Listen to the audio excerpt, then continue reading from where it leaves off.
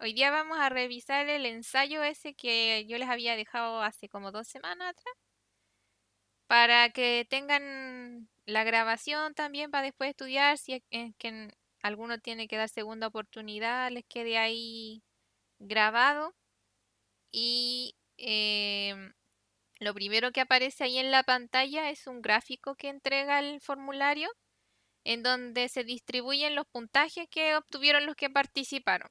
Ahí no aparecen nombres ni nada, todo anónimo. Eh, si se fijan ahí, la mayoría estuvo como en el centro, ahí como que aprueban, quizás no con un 7, pero la mayoría está aprobando según el ensayo. Acuérdense que hay que tener de 15 para arriba y se sacan un 4 para aprobar. Y según el ensayo, las preguntas más difíciles o en las que se equivocaron más son esas que aparecen ahí en la pantallita, que tienen que ver con el gráfico de los planetas, que lo hemos estudiado harto igual. Solamente o sea, tres sí, respondieron correctamente. ¿Cuál ha sido uno de los aportes del estudio de los fósiles? La teoría quimiosintética, una descripción de un planeta y en qué casos ocurren los movimientos rectilíneos. En este ensayo yo traté de ponerles preguntas que no estaban en los otros ensayos. Igual siempre hay algunas que se repiten porque no hay más de dónde sacar, pero traté de agregar algunas que no habíamos visto, como por ejemplo esa del planeta, no la habíamos ensayado mucho. Y se nota por la cantidad de respuestas correctas. Así que ahora vamos a ir viendo una por una. Si van teniendo cualquier duda en el camino, me van diciendo y va a quedar ahí la grabación como siempre. Lo tengo por acá para que no salga el nombre de nadie en las respuestas. Cada una valía un punto, igual que en la prueba real. La diferencia es que aquí no había desarrollo para que a ustedes les llegara el puntaje de manera automática. Los que participaron tienen el puntaje ahí listo. Va a estar de todas maneras abierto. No sé si lo configuré como para responder una sola vez o no, pero ahí lo voy a cambiar para que puedan responderlo todas las veces que quieran, cada vez que quieran ensayar. Y la primera pregunta es la del paciente que se le inyecta insulina cada 8 horas. ¿Qué efecto tiene la insulina en el cuerpo de la persona? Para eso tenemos que recordar la función de la insulina, que es metabolizar el azúcar, sacarla del torrente sanguíneo y meterla, ¿cierto?, a las células. Y como dice Chris, nos sirve para disminuir el azúcar en la sangre.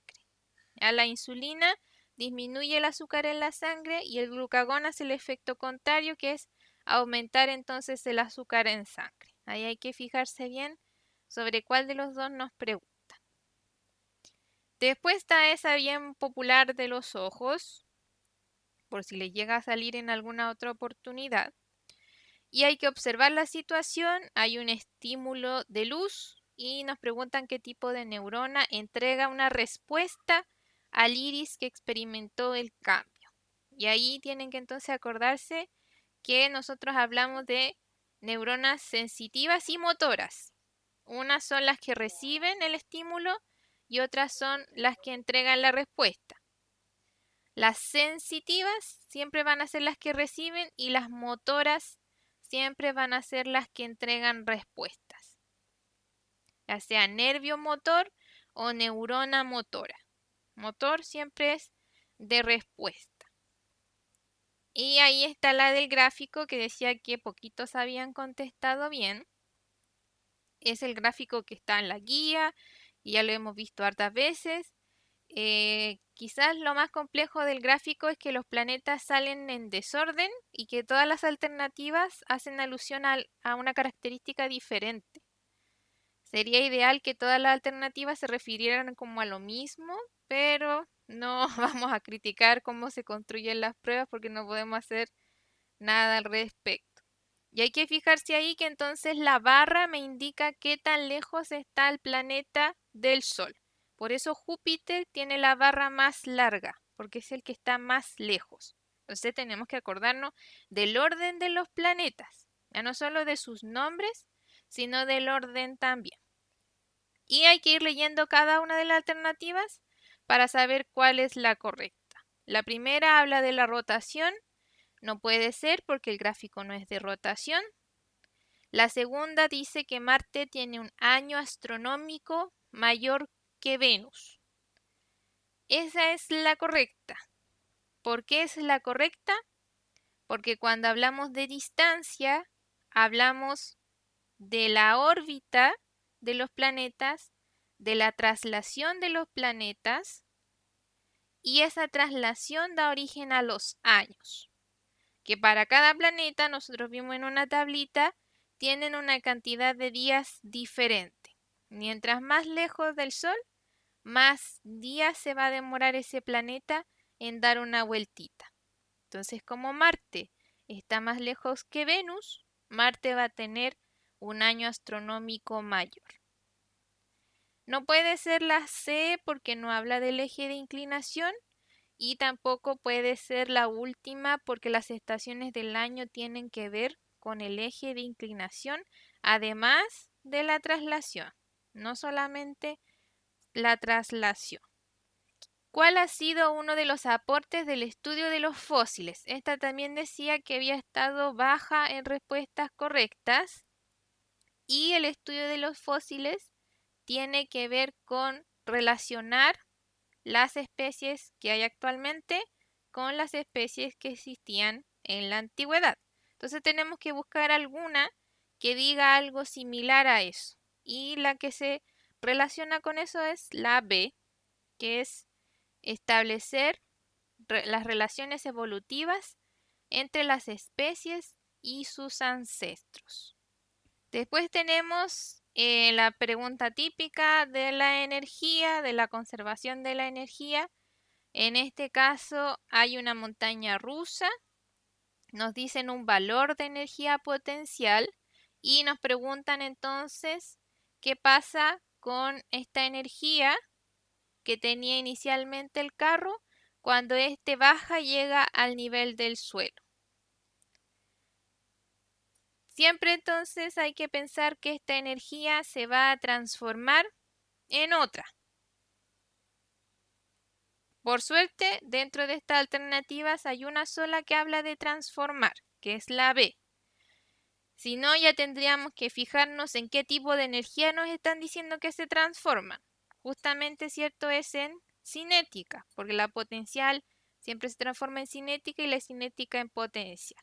Y ahí tenemos que también aprendernos esos nombres para no confundirnos, como pasa también con la pregunta de la maleta, que sale estática, muscular, ¿cierto? Salen otras energías. Hay que tener bien clara esa parte también. Ah, y ahí está la de la maleta. Claudia empuja sobre el suelo una maleta, la levanta y la deja en reposo sobre un closet a 2 metros de altura. ¿Con cuál de los siguientes tipos de energía queda la maleta? Y entonces ahí nosotros tenemos que ver que si la maleta queda en altura y está quieta, entonces va a tener energía potencial. La potencial es la que se relaciona con la altura y con los cuerpos que están quietos, ahí es potencial máxima. Después va cambiando y transformándose en cinética. Si la maleta se cayera o si Claudia la volviera a sacar de donde está, ahí esa energía potencial se iría transformando. Después está la imagen del circuito. Y en esta imagen del circuito me parece que hay dos preguntas. Yo ahí puse solamente una de las dos que hay. En una de las preguntas hacen como identificar si el circuito es en serie o en paralelo. Ahí las ampolletitas están en paralelo, así que es un poco fácil de identificar. Si fuera en serie, una estaría al lado de la otra. Y la segunda pregunta sería esta, de identificar qué variable está ahí en el asterisco. El asterisco se ve re poco, pero está ahí en la batería y entonces tiene que ver con el voltaje. Si se reduce la magnitud de 10 ohm a 5 ohm, pero se mantiene constante la diferencia de potencial, que es el voltaje, ¿cuál de los siguientes fenómenos ocurrirá en el circuito eléctrico? Esta pregunta nos costó harto desarrollar las veces anteriores, pero en el ensayo acá les fue bien, no apareció dentro de las más polémicas. Y tienen que acordarse de que siempre que la resistencia baje, la intensidad va a aumentar. Son inversamente proporcionales. Y si aumenta la intensidad, aumenta el brillo de las ampolletas. ¿Qué nivel de organización corresponde a la Vía Láctea? La Vía Láctea es nuestra galaxia. Y ahí no hay mucho más que decir sobre esa pregunta. No podría ser sistema porque tendría que haber sido el sistema solar. Las nebulosas y las supernovas tienen que ver con las estrellas, así que no podría ser ninguna de esas tampoco. El tronco encefálico, que siempre trato de ponerlo ahí porque siempre preguntan sobre el tronco encefálico o el bulbo raquídeo. Es uno de los órganos que constituye nuestro sistema nervioso central y nos preguntan por la función del tronco encefálico. El tronco encefálico tiene que ver con los movimientos respiratorios y con los movimientos circulatorios, la circulación sanguínea. Así que cualquiera de las dos que saliera sería la correcta. Todo el resto de las alternativas que están ahí tienen que ver con el cerebro, así que no puede ser ninguna de esas. ¿Qué postula la teoría de la panspermia? Esta hay que asociarla al tiro con el asunto este de los extraterrestres. Así que hay que marcar la que dice que la vida en la Tierra es de origen extraterrestre. O que la vida vino en meteoritos, cualquiera de esas opciones que puedan aparecer similares a que se originó fuera de la Tierra y llegó entonces hasta acá. Unidad de medida que se utiliza para la resistencia de la corriente eléctrica. La resistencia tiene que ver con la ley de Ohm y entonces se mide en ohms o en ohmios. Podría aparecer también esa palabra. Los volts, acuérdense que son del voltaje, los joules de la energía o del trabajo y los watts son siempre de la potencia. ¿A través de cuál componente del sistema renal la orina fluye hasta la vejiga? Ahí tenemos que recordar toda la estructura, que es primero están los riñones, adentro están los nefrones y que esa orina originada ahí entonces baja por los uréteres hasta la vejiga. Entonces, uréter sería el componente que hace que esta orina fluya hasta la vejiga. Y de ahí sale entonces la orina finalmente por la uretra. Cada noche antes de que despertemos se comienza a secretar una hormona que permite a nuestro cuerpo enfrentar situaciones de estrés. ¿Cuál es esa hormona? Ahí sí o sí hay que aprenderse las funciones de las hormonas y en este caso sería el cortisol. La insulina tiene que ver con el azúcar, ya la vimos, la tiroxina con el metabolismo del cuerpo porque se produce en la tiroides y la oxitocina, la hormona del parto. ¿Cuál de las siguientes estructuras producen anticuerpos? Y ahí tenemos que irnos al tiro a los linfocitos y ahí diferenciar entre los T y los B.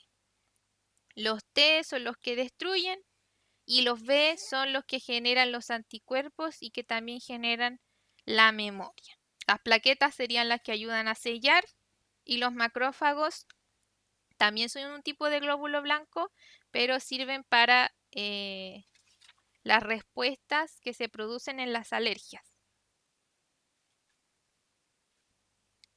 ¿Cuál es una idea clave sobre la teoría quimiosintética? Ya en esta decía que se habían equivocado hartos. La quimiosintética es la misma que la abiogénesis, que es la teoría de Oparin, y que nos dice que habían moléculas inorgánicas en el pasado que chocaron y se entonces volvieron moléculas más complejas. Sería entonces la B. Ahí dice que las moléculas inorgánicas se complejizaron en orgánicas y se reorganizaron para dar origen a las células. Es la más correcta dentro de todas las que hay. Si bien la A menciona parte de la teoría, no la describe por completo, dice que tiene que ser una idea clave de la teoría. Ya y las otras dos son la panspermia y la generación espontánea, así que no puede ser ninguna de esas. ¿Qué función cumplen las dendritas de las neuronas? Y ahí sí o sí tenemos que acordarnos de la estructura de las neuronas. En su cabecita tenían estas dendritas que sirven para recibir los impulsos provenientes de otras neuronas. Ya eso es lo que van a hacer estas dendritas y entonces el impulso va a viajar por el axón hasta los botones sinápticos que se van a comunicar con la dendrita de la siguiente neurona hasta que lleguen al punto final. ¿Qué efecto puede tener en una mujer embarazada una baja producción de la hormona oxitocina? Oxitocina siempre relacionada con el parto o con la eyección de la leche, ya no con la producción. La que produce la leche es la prolactina. La oxitocina solamente sirve para que esta leche salga para amamantar al bebé. Entonces tenemos que irnos a la última, que se disminuirían las contracciones uterinas en el momento del parto, porque dice que hay una baja producción de esta hormona. Una persona sufre un accidente y se lesiona su cerebelo. ¿Cuál de las siguientes acciones estará impedida de realizar normalmente? Como el cerebelo nos ayuda a realizar movimientos coordinados y fluidos, lo que se va a ver impedido entonces va a ser caminar. El resto de las funciones tienen que ver con el cerebro, más que con el cerebelo.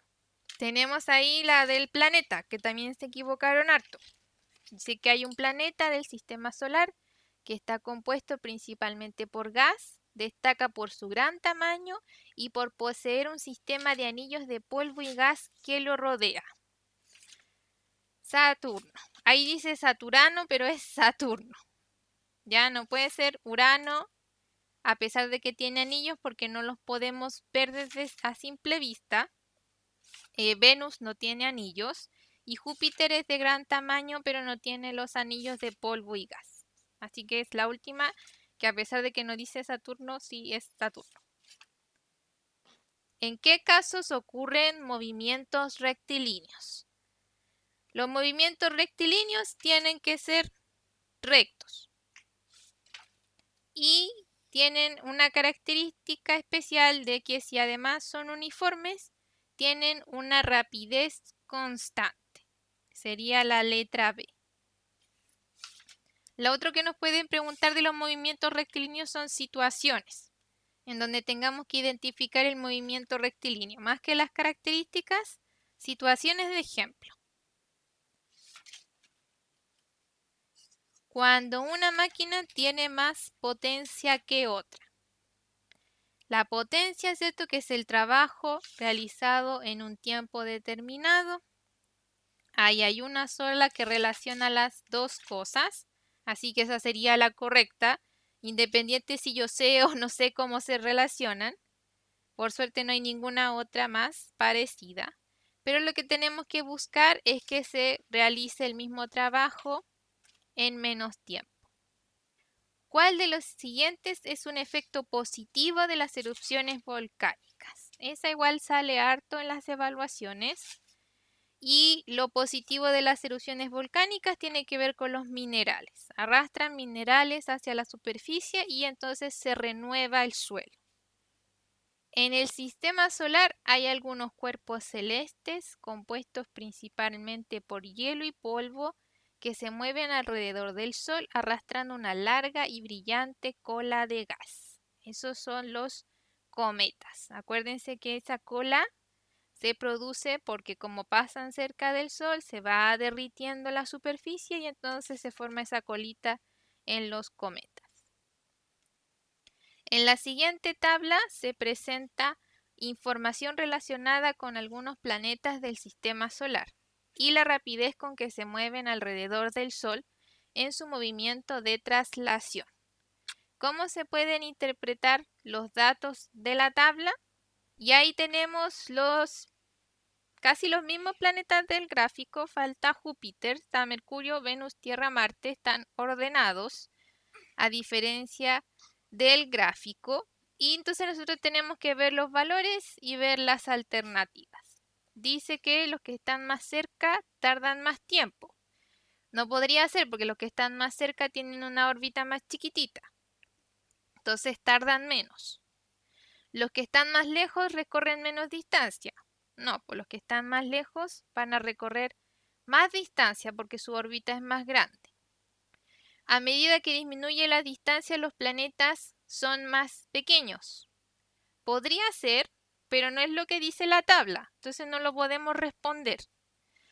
A medida que aumenta la distancia, los planetas se mueven más lento. Es así, ¿ya? Si nosotros nos fijamos aquí, dice que la rapidez de Marte es de 24 kilómetros por segundo, que es mucho menor que la de Mercurio, que va a 48 kilómetros por segundo.